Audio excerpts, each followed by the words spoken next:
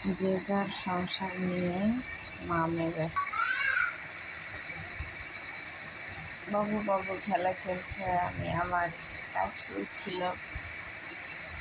ইদানিং বিদ্যুৎ বিভ্রাটের কারণে নিয়মিত ভিডিও আপলোড দেওয়া সমস্যা হচ্ছে। এ কারণে দেখছি আমার ভিউয়ার্সরা হারাই গেছে।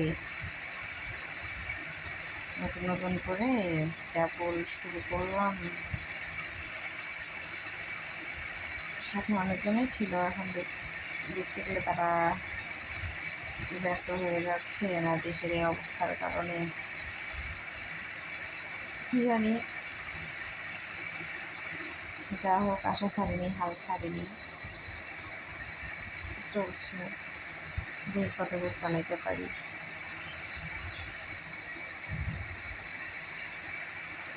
তো জীবনটা আসলে সহজ নয়, অনেক কঠিন জীবনটা। মা যখন পাশে ছিল তখনও কোনো কিছু নিয়ে চিন্তা করতে হয়নি।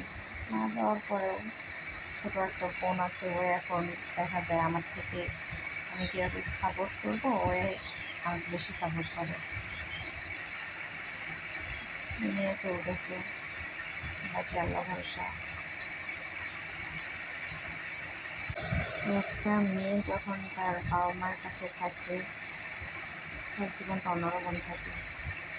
যাকে ভরসা করে শ্বশুর বাড়িতে পা রাখে, সে মানুষটা যদি নগরে হয়, তার জীবনটা একেবারে অন্যরকম ওলটপালট হয়ে যায়। সেরকমই একটা জীবনের গল্প আমার। মনের কষ্ট কাকে বলবো, এই জন্য আগে ডায়েরি লিখতাম। বাবু হওয়ার পর থেকে দেখি ডায়েরি লিখলে আরও মনটা বেশি যেন ভাঙা ভাঙা হয়ে যায়, নিজেকে নিজে সামলাতে ব্যর্থ হই, সেজন্য ডায়েরি আর লিখি না। কিন্তু যত অভিযোগ আছে আমার সাথে, যত অন্যায় হয়েছে, সব কিছুই ডায়েরিতে লিখে রাখছি। ডায়েরি লিখলে সেটা তো বন্ধ হয়ে থাকে, চাপা পড়ে থাকে সব স্মৃতি। সেই স্মৃতিগুলা কেউ জানে না, সেটা যেন আর বন্ধ হয়ে না থাকে, সেজন্য এই ভিডিও করা, ভিডিওর মাধ্যমে আমার না বলা কথাগুলা প্রকাশ করে। একজন হলে তো দেখবি, একজন হলে তো শুনবে। জানি কারো কোনো কিছু করার নেই, তারপরেও যারা অন্যায় করে আল্লাহর কাছে বিচার দিই, এছাড়া তো আমার আর কোনো কিছুই করার নেই। কারণ আমি একটা মধ্যবিত্ত শ্রেণীর, মধ্যবিত্ত ঘরের মেয়ে। আসে পড়ছে বলতে গেলে নিম্নবিত্ত স্বামীর ঘরে।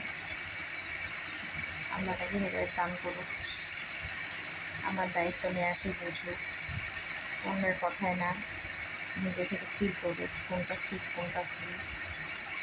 আমাদের একটা ছোটো বাচ্চা আছে, তার ভবিষ্যতের কথা চিন্তা করে হলেও যেন সে নিজেকে পরিবর্তন করে, এই আর কি।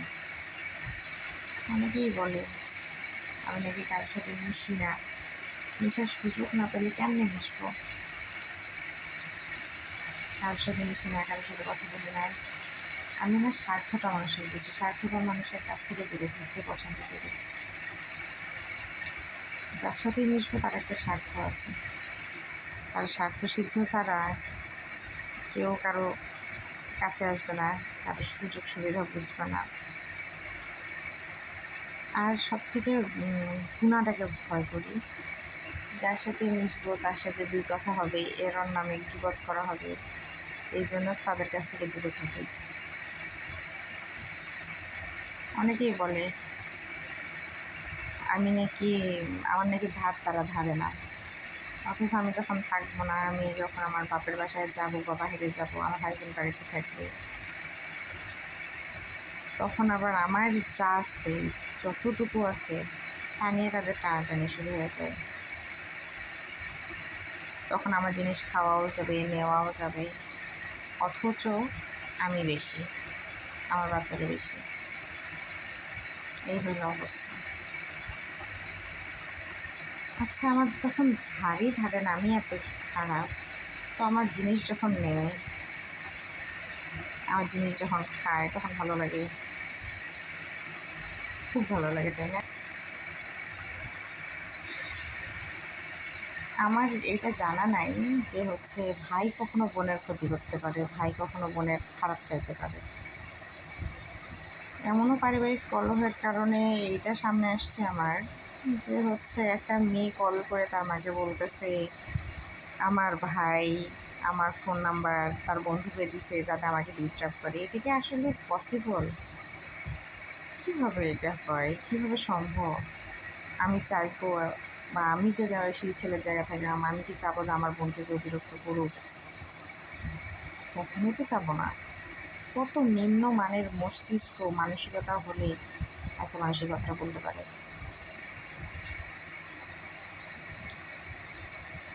বলবেই না বা কেন? যখন বসে বসে খাওয়া বন্ধ হয়ে গেছে তখন তো জ্বালান পরান শুরু হয়ে গেছে।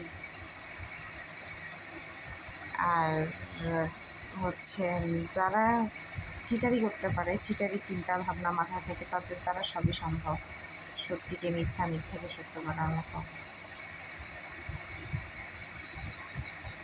একটা অপদার্থের কথা বলতেছি, হচ্ছে 9-10 মাস হয়ে যাচ্ছে।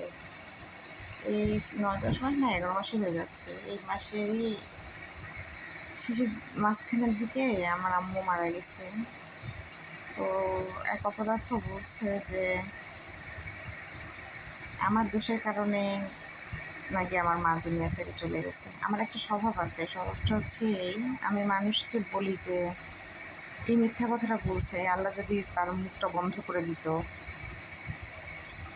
জবানটা তার বন্ধ হয়ে যেত মিথ্যা কথার কারণে, আল্লাহ তো শাস্তি দিবে, মিথ্যাবাদীদের, তাই না? এই কারণেই আমার কথাটা বলা। তো আমার আম্মু দুনিয়া ছেড়ে চলে গেছে, তার দোষ কেউ দেখাইতে পারে না, কিন্তু আমি যেখানে এসে পড়ছি এখানে সবার কাছে তারা দোষী, আমার মা, আমার বাবা, আমার ফুল ফ্যামিলি প্লাস আমি। তো এই হচ্ছে কথা। আমাকে নাকি আল্লাহ শাস্তি দিছে এই কথাটা বলার জন্য। আল্লাহ তাদের হেদায়েত দান করুক। অন্যায়ের প্রতিবাদ করতে গেলে মানুষ খারাপ হয়ে যায়, এটা তো জানা কথা। এই জন্য মুখের সাথে তর্কে জড়াতে চাই না। আমি আছি আমার মতো, আল্লাহ ভরসা, আল্লাহর দিন আল্লাহই পার করায়। যাদের কাছে বোঝা তাদের কাছ থেকে দূরে থাকতে চাই, আর নিজের মতো করেই বাঁচতে চাই। এমনও দিন গেছে নিজের মা আমার অসুস্থ ছিল, সে অসুস্থ মাকে রাখি এসে পরের মায়ের সেবা করছে, পরের মাকে কিছু করতে দেয়নি, তার কোনো অনুদান পাইনি। আমার মা যখন দুনিয়া ছাড়ে চলে গেছে তখন আমাদের মাথায় হাত রাখার মতন কেউ ছিল না। 3 ভাই বোন প্লাস আমার মেয়ে আর আমার বাবা, এরাই একে অপরের ছায়া হয়েছিলাম, ভরসার দাঁড়টা হয়েছিলাম। এখানে কেউ বা কেউ কেউ বলতে কোনো মানুষ মাথায় হাতটা বুলায় বলে নাই যে বাবা সবাইকে একদিন চলে যেতে হবে, তো ধৈর্য ধরো। এই কথা বলার মানুষ ছিল না। নেগেটিভ কথা অনেকেই বলে, মিথ্যাচারও অনেকেই করে। কত মানুষ কত অভিনয় করে কত কিছু করে ফ্ল্যাশ করছে, আমি হাত ধরে টানছি, ভাত খেতে বলছি, বলছি আয় আমার কাছে থাক, আল্লাহ মাফ করো। এত মিথ্যা কথা মানুষ বলে কেমনি? কীভাবে সম্ভব এত অভিনয়?